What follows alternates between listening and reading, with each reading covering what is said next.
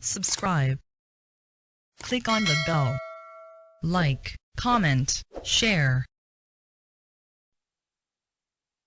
Other than the normal apparatus like pipette, burette, a beaker, and a retort stand, you need to have a pH meter, a computer interface, and a magnetic stirrer.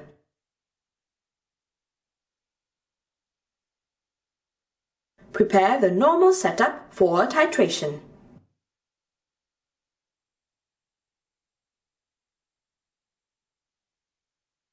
Then, place the beaker on a magnetic stirrer.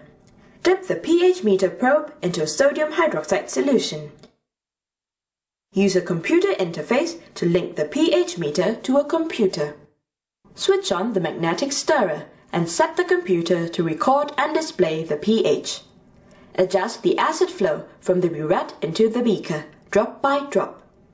Record the pH for every 5 cubic centimeter and stop when the total volume of hydrochloric acid added is 30 cubic centimeters.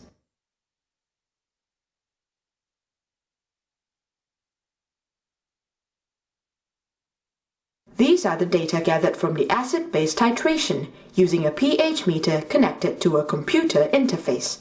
From the data collected, a graph of pH value versus time can be plotted. Click on the Graph button and transfer the data onto the graph.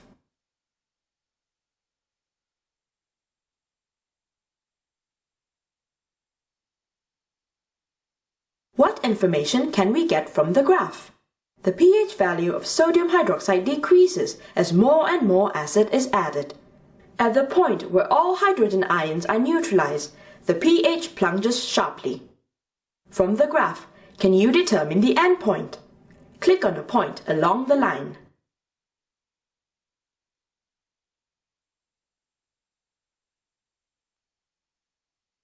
The endpoint is here, at the midpoint where the pH sharply decreases. Can you guess why there's a sharp pH drop? Yes, at that point, there are no hydrogen ions or hydroxide ions left, since all of them have combined to form water molecules. A drop of titrant after that point increases the number of hydrogen ions.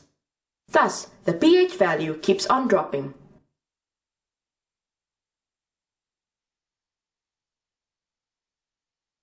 Thanks for watching. Please subscribe and hit the bell icon.